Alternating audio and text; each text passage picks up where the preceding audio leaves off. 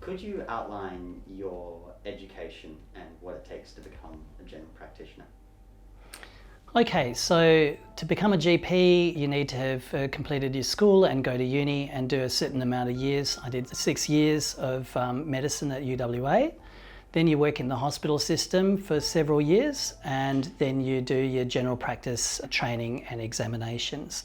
All in all, probably it takes about at least 10 years after finishing school to become a GP. So, do you feel that general practitioners are treated fairly? I think that we get there is a lot of bias in the community that we are just a GP and that we don't know anything. I think that that is the unfair tilt to our lot as a GP.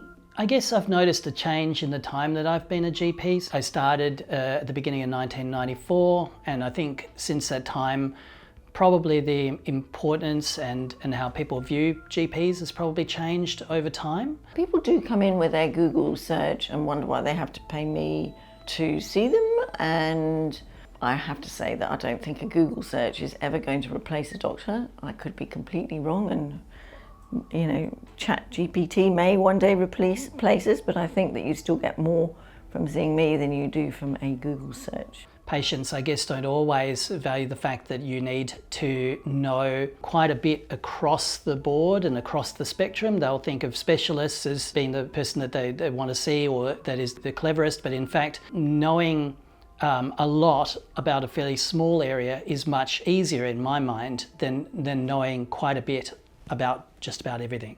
So do you sometimes feel a lack of respect in that regard?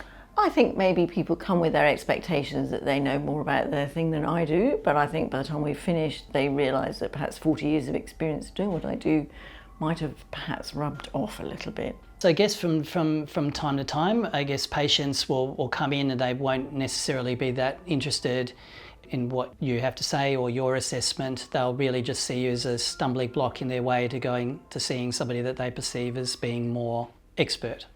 Do you sometimes have mental problems with being a general practitioner and having to do things that you may not want to do?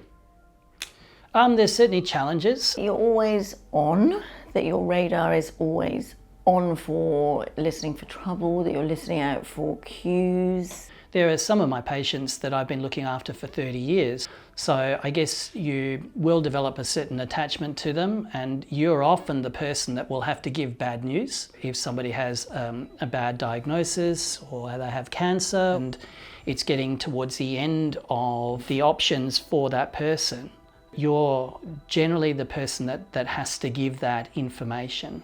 What is your final words on being a GP? Have you enjoyed it? And is there anything you wish you could improve upon that? Yeah, look, I have really enjoyed it. It's a very privileged position to be able to be so intimate and knowledgeable about people for so long in their lives. It's the only thing I would say is that I hope that my thoughts about where general practice will go in the future is wrong. When I see the new GPs coming through, they're young, they're keen, they are extremely intelligent, they're very caring. So I really hope that from their perspective that I'm wrong and that we'll turn a corner, and that the community and the government will realise how central and pivotal and important a role that it is.